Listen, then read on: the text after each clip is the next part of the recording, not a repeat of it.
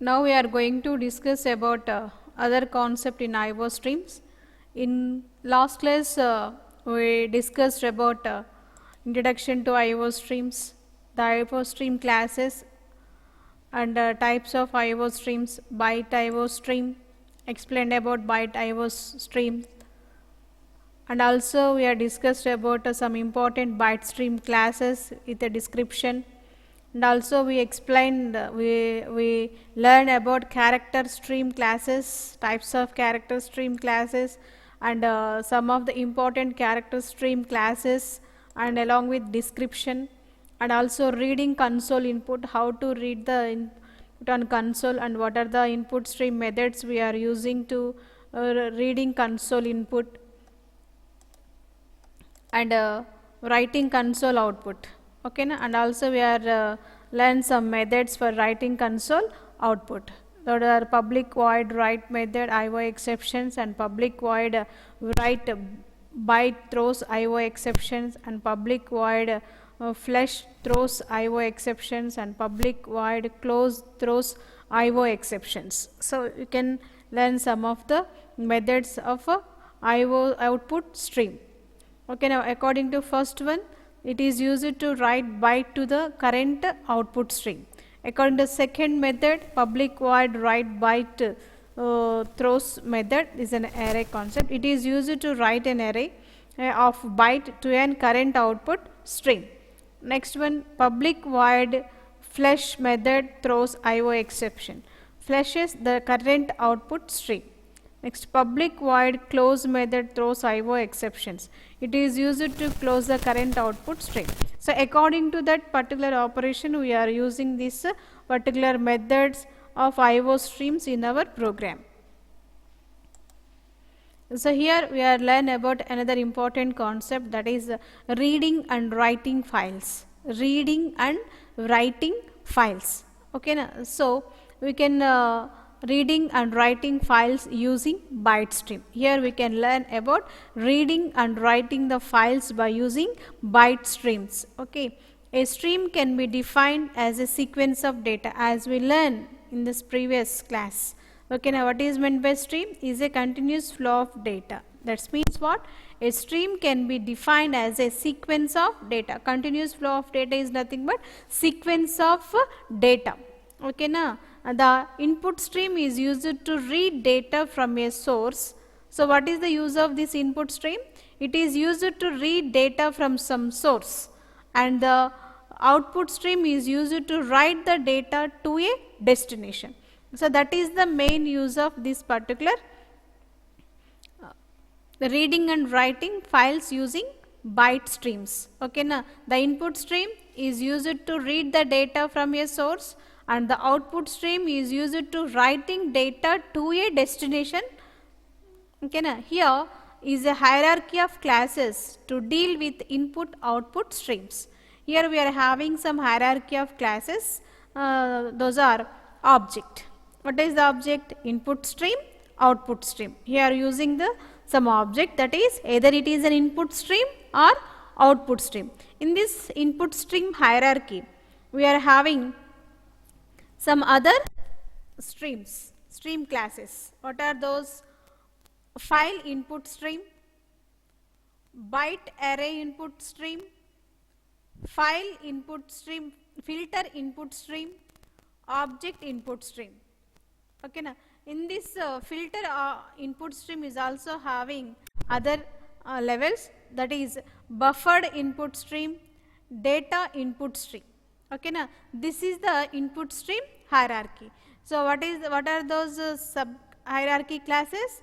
File input stream, byte array input stream, filter input stream, object input stream. And this filter input stream is having another level. What is that, ma? Buffered input stream, data input stream. Next level, output stream. So what is the use of this output stream? This is used to write the data to a destination. So that is the purpose of output stream. So in this hierarchy we are having file output stream, byte array output stream, and file output stream, and filter output stream, object output streams. All and this filter output stream we are having data output stream and buffered output stream. This is the reading and writing files hierarchy. So, according to this we are having the two types of hierarchy classes. What are those? Input streams and output stream. We are having an hierarchy of input stream. So, this is the hierarchy of an input stream and this is the hierarchy of an output stream. Next, according to that we can, the two input streams are file input stream and file output streams, which would be discussed in this according to file input stream. So, the first hierarchy. This stream is used to reading data to the file according to previous what is file input stream. These file input streams are used to read the data from the file. Whatever the file we are having, we have to read the data from a particular file in the form of bytes. Why? Because we are using byte input streams to read these input streams. Okay. Objects can be created. First we want to read this, we need to create an object. So, already we know that how to create an object. We need to create an object by using constructors. Already we know the syntax for constructors. So, what is a constructor? Okay, now class name, object name equal to new class name. Okay, now that is the way you need to create an object. Okay. Then the following constructor takes a file name as a string to create the input stream object read the file. So, for this we want to read an object from the file to create an input stream. So, what is the syntax we need to use? Input stream object name. So, class name is the input stream. What is the object name?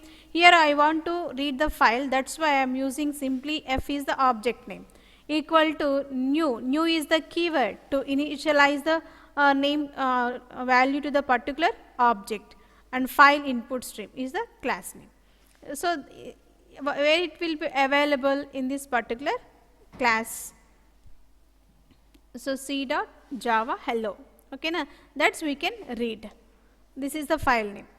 Okay. Following constructor takes a file object to create an output stream object to read the file.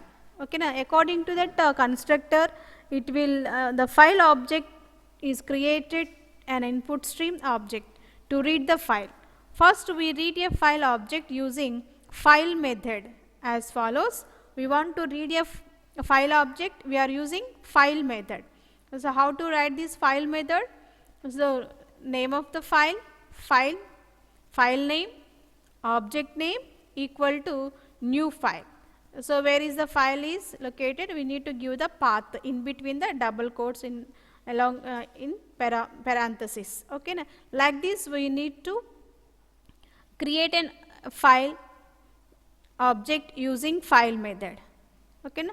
So, first we create a file object using file method. So, this is the way we need to create a file object using this particular file method syntax. What is that? File name, f object name equal to new file. Where is the path we need to give according to. Next, input stream f is equal to new file input stream. Okay, now once you have input stream object in hand, then there is a list of helper methods which can be used to read to stream or to the other operations on the streams. Okay, that is the main use of file input stream. Next, file output stream. What is the meaning of file output stream? We can writing something into a file. Okay, now file output stream is used to create a file. First we need to create a file and write data into it. First we need to create a file, then we can write the data into a particular file. So, that is the main motto of file output stream. The stream would create a file. It is doesn't already exist before opening for it output. So, that is we have to remember. Here are two constructors which can be used to create a file output stream. In this we are using one constructor, here we are using two constructors. We can use it to create a file output stream object. So here we can use the following constructor takes a file name as a string to create the input stream object to write the file. Okay. So this is the syntax. So to create a constructor, output stream object equal to new file output stream, then we have to give the path where it is. Next, following constructor takes a file object to create an output stream. Objects to create, write the file. That is for create the file, this is for write the data into a file. First we create a file object using file method as follows. So already we learned how to create the file method. So with the help of the particular syntax. Okay, now first we need to create a file. So file object name is equal to new file. So where we need to create a file, we can write the path. Then output stream f is equal to new file output stream f. Where it is in this f. That's why we need to write this f here. Once you have output stream object in hand, then there is a list of helper methods which can be used to write stream or to do other operations on the stream. Okay, now here we are using two constructors. One is for creating a file and another one is writing a data into a file. That's much we have to remember along with these syntaxes. Next, reading access file operations. So this is very important.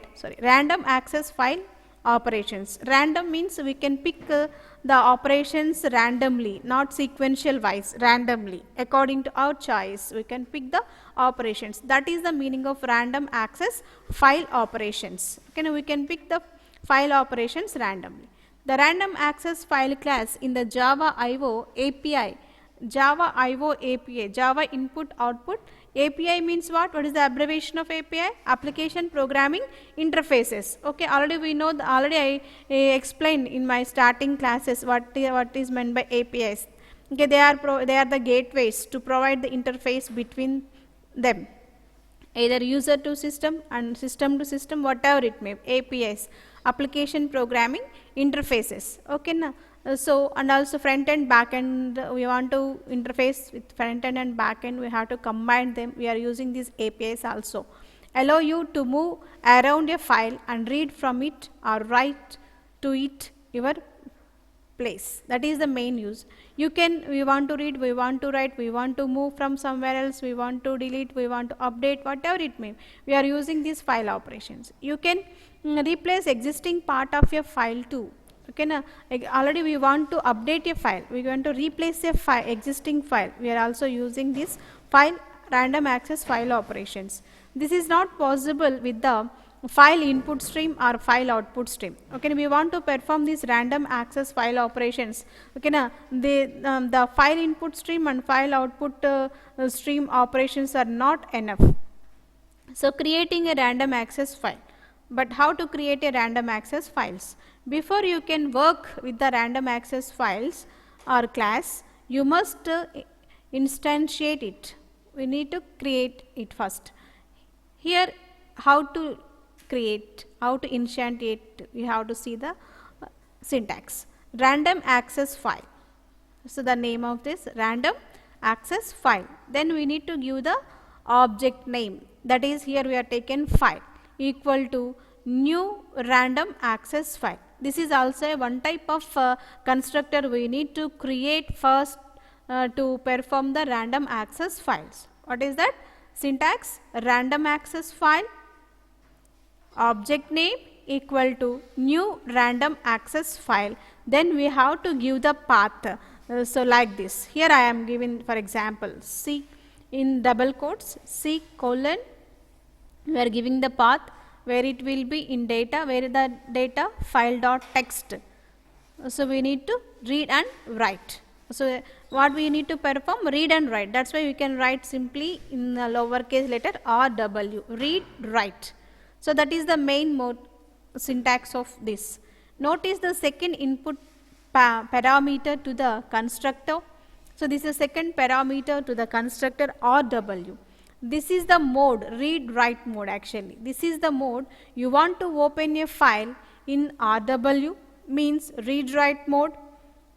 Check the Java document for more details about what modes you can open random access file in.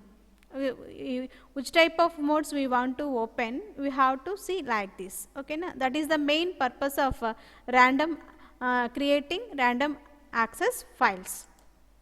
Next, moving around random access file.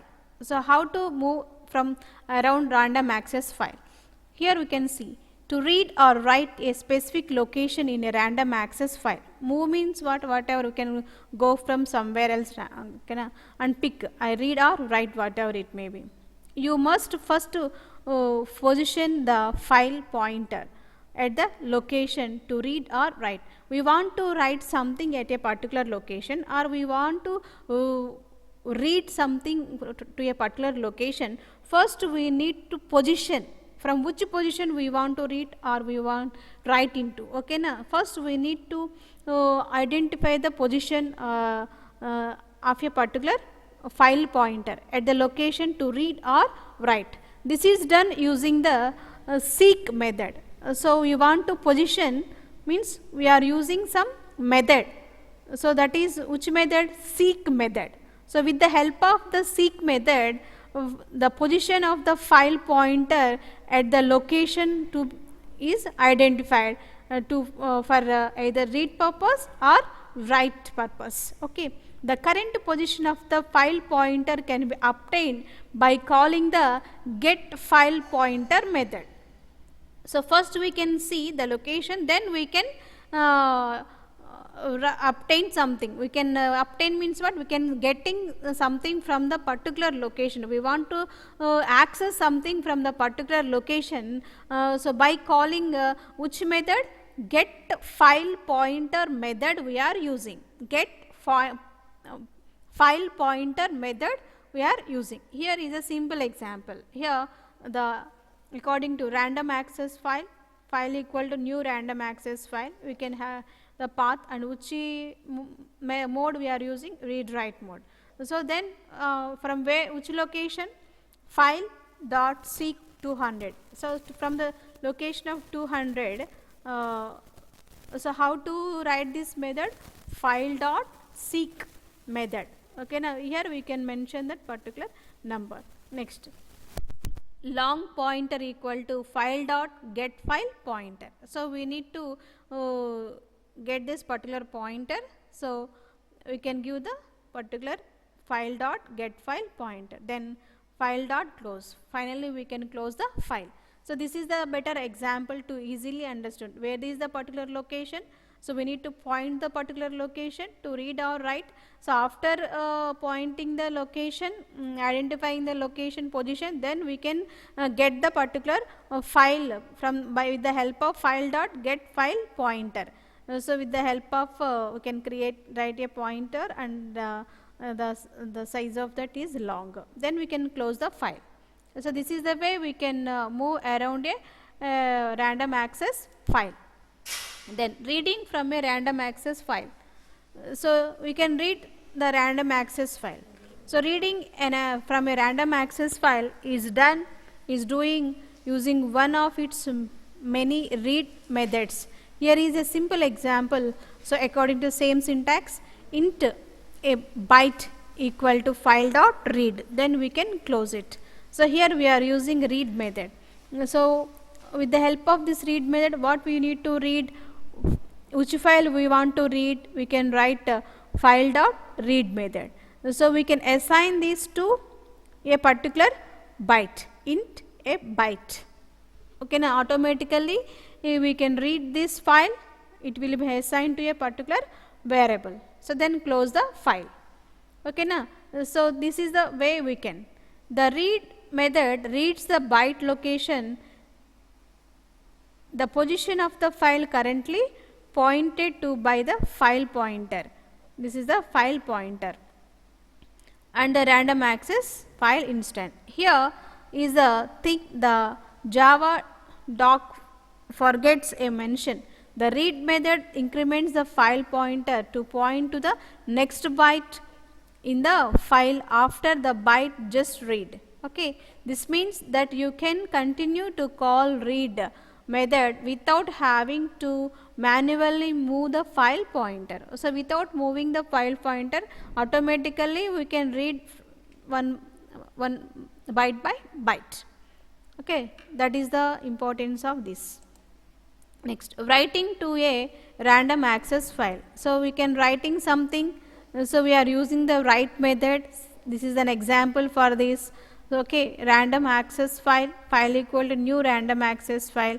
So this is the thing we can write. Then we can which we want to write a something that called file dot write hello world dot get byte string. Okay, we can write this method, then close the method. So automatically it will be closed. Just like the read method, the write method advance the file pointer after being called. That is before being called, this is after being called. That way you didn't have the constantly move the file pointer to write data to a new location in the file. That's why we can't move sequentially. Close method. The random access file has to close method, has a close method which must be called when you are done using the random access file instance. You can see the example of calls to close in the example above. Okay. Next, random access file exception handling. Means errors ni manam manage cheyadam, correct cheyadam, correct cheyadam. Okay na? That is a exception handling. The random access file exception handling. The proper exception handling of a random access file is left out this text of clarity. However, the random access file must be closed properly after use. Just like within a stream or a reader or writer, this requires proper exception handling around the close method call. To learn more, see the text Java IO exception handling. Okay. Next concept, important concept, file or file classes. So already we know what is the use of file, to store something. So what are the file classes we are having? So Java file class represents the file and directory path names in an abstract manner. This class is used for creating a file and directories or file searching or file deletion, etc.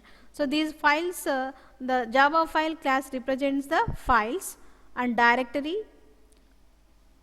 path names in the abstract manner. Okay. So this file class is used for creating a files and directories. This file class is used to creating a files and directories and searching, and it is also used for searching files and deleting files, etc. Okay, now updating files and whatever it may, copying files from one file to another file, and this is the we are having different types of file subclasses. The file object represents the actual file or directory on the disk. These file objects are used to represent the files or directories on the disk. Below given is the list of constructors to create a file objects. Okay, na? So if we want to represent the either files or directories, we need to create an objects. So we want to create an objects, we are using different types of constructors. Under we can list out different types of constructors. Here file method. In this, file parent, next string child. This constructor creates a new file instance from a parent object path name and a child path name string.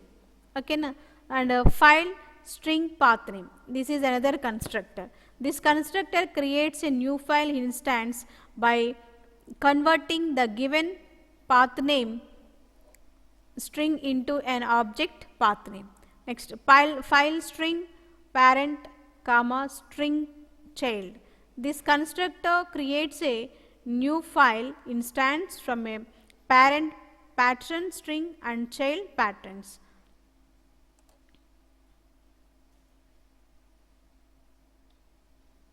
And also we are having another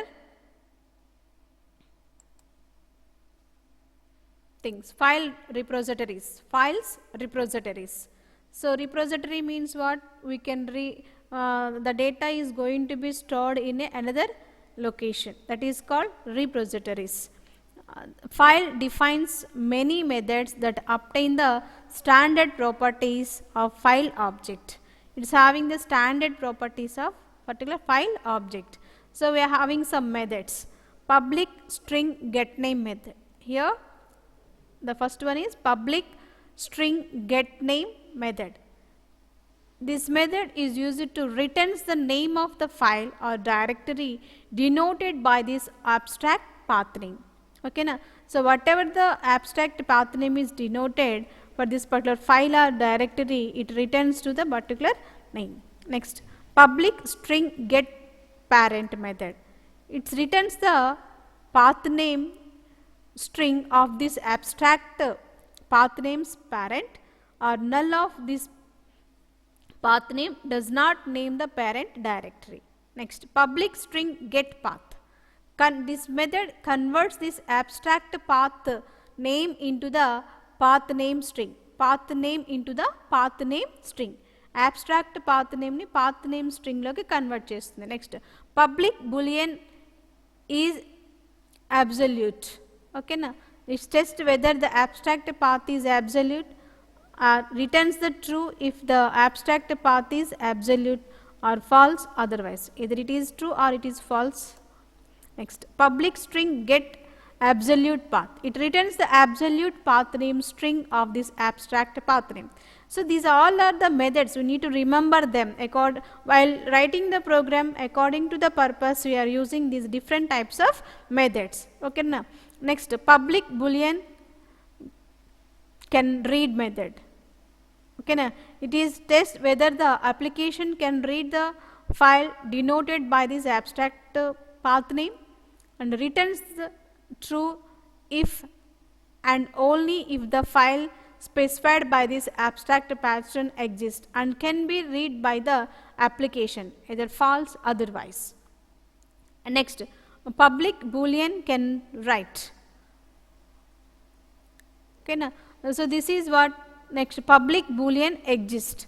Next, public boolean is directory. So we are having different types of method. Next, public boolean is file. Next, public long length. Public long length. So these are the different types of methods we are using. Here is the example program. So we are writing the Java IO file public class file demo. So we can write the main method. In this we can create an object to the particular file. There is a null. Next, we can write the string str equal to text1 txt, text2 txt. Okay na? Two text files you can initialize. For each string is a string array. Okay na? For already we know that for a string we can create the things and create a new file here. This is the syntax to create a new file. Then if it is true, then file is executable. Then find the absolute path. So according to we will print the absolute path for this. Then we can print this out after finding the absolute path. Then we can print this executable thing. So according to we will catch this exception, any exception is there. If any IO error occurs, so it will trace it. So then close this. Consider there is an executable file text1.txt and another file text2.txt is non-executable in current directory. Let us compile and run the above program. This will produce the following results. According to text1.txt is executable, it is true. Text2.txt is executable, it is false. According to it will be gives the output. When it will be true, it will give the true. When it will be false, it will give the false. Then the console class. So the Java console class is used to get input from console. It provides methods to read text and password. The use of this console class is to provide the methods For what purpose? To read and write passwords. If you read password using console class, it will not be displayed to the user. The Java IO console class is attached with the system console internally. Automatically the Java IO console class is attached to the system internally. Okay, na? Java console class declaration. How to declare the Java console class? With the help of this syntax.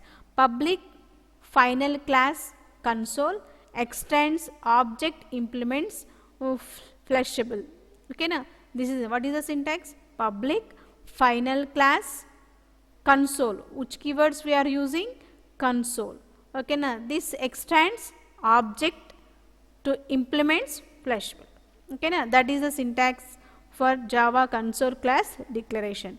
Here we are having some methods, Java console class methods. So what are those?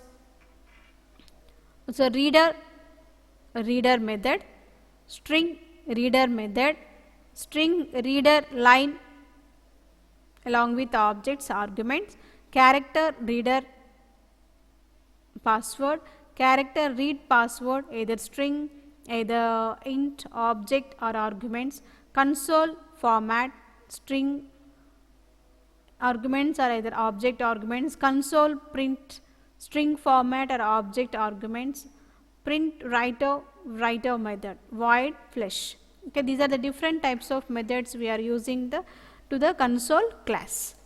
Next, serialization. So serialization in Java is a mechanism of writing a state of an object into the byte stream. It is a mechanism to writing a state of an object into a byte stream. It is mainly used in Hibernate. This is mainly, the serialization is mainly used for Hibernate, RMIs, JPA, EJBs and JM technologies. Okay, na? This is a high quality technology provided for the networking. This is the Hibernate. What are the examples of those technologies? RMI, JPA, EJB and JMS. The reverse operation of serialization is called deserialization, where byte stream is converted into an object. Generally the objects are converted into a byte stream. So that is called serialization. But what is deserialization? The byte stream is going to convert it into a object. That is called as deserialization. That is the reverse operation of serialization. The serialization and deserialization process is a platform independent. Okay, Java is a platform independent. This process is also a platform independent. It means you can serialize an object in a platform and deserialize in different platforms. In a particular platform we can serialize in another, at the same time we can deserialize in another platform or in another system. This is a platform independent. That is the way, that is the platform independent. Okay, na? And once we can write a program, then we can execute the same program in the another system. So that is also a platform independent. In any operating system we can execute these particular programs. That is also a platform independent. So that's a it means you can serialize an object in a platform and deserialize in different platform. For serialization, the object we call the write object method. We want to serialize an object, which method we can call write we can call the write object method and object output stream method, object output stream. And for deserialization we can call the read object method of object input stream. That is the object output stream. This is the of object input stream class. That's you can remember. Next, enumerations. Already we know what is the enumerations in the C language and all. The enumeration in Java is a data type. It is a data type. It is a user defined data type. Enumeration is a user defined data type. Def enumerations even kuda user defined data types. Okay, now that's why the enumeration is also a data type. It is a user defined data type which contains a fixed set of constants. So suppose 1 week, okay, na 7 days, like 1 month, okay, na 1 year, 12 months, like, okay, na some set of constraints. Okay, it can be used of days of the week. Yes, as I said, days of the week: Sunday, Monday, Tuesday, Wednesday, Thursday, Friday and Saturday. And directions: north, south, east and west. Like seasons: spring, summer, winter and autumn and fall or fall. Colors: red, yellow, blue, green, white and black, etc. So these are the fixed set of constant. This data type which contains the fixed set of constants. Constant means what? While program execution, the value cannot be changed. That is the constants. Okay, now. So here, according to the Java naming conversions, we should have all constants in capital letters. So we can have enum constants in capital letters. Java enum can be thought of as a class which have a fixed set of constants or variables that does not change. That is the meaning of fixed set of constants, as I said previous. The Java enum constraints are static and final implicitly. It is available since JDK 1.5. Java Development Kit 1.5. ఇప్పుడు మనం 1.8 use చేస్తున్నాము, like versions. 1.5 is the version. Enums are used to create our own data type like classes. So the enum data type is used to define an enum in Java. So enum data type, which keyword we are using? Enum in Java. Okay, na? Also known as enumerated data types. Okay, na? The enums data type is also called as enumerated data types. Okay, na? So which keyword we are using to define the enumerated data types in Java? Enum we are using. Unlike C or C++. Okay, enum is Java is more powerful. Okay, na? That is a very powerful data type. Here we can define an enum either inside the class or outside the class. So we can define these enumerated data types either inside the class or outside the class, means locally or globally. Java enum internally inherits the enum classes. Okay, it inherits the enum classes. So it cannot inherit any other classes, but it can implement many interfaces. Okay, na? Okay, it can be implements the different types of interfaces. We can have fields, constructors, methods and main methods in Java enum. Okay, na? This is used for implement the interfaces. Which type of interface in Java? Fields, constructors, methods and main methods in Java. Okay, that is the very importance of concept in that is enums. This is the example here. So here we can write a class name is enum1, enum example1. So open a class. So here we can globally we can declare it public enum season. So these are, we are given the seasons. So then we can write the main method. Okay, before main method. Okay, and that is what? Globally. Okay, now we can declare the enum data types either locally or globally. Here in our example we declare the enum data enum above main method, that is globally. Then we can write the main method. So the according to with the help of for loop we can read the values. Seasons s equal to season dot values. So according to seasons it will read the values. Okay, then we can print what is the object constructor we can create here? S. So these season values will be go and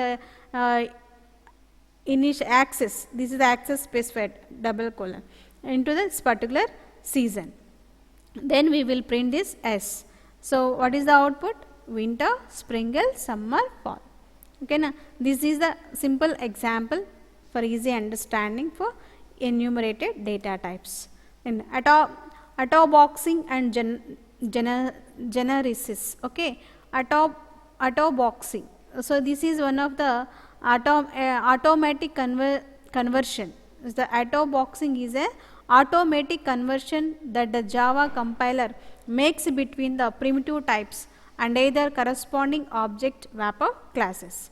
For example, converting an int to an integer. Already we know that type def flag auto boxing means converting an int to an integer, a double to an double and so on.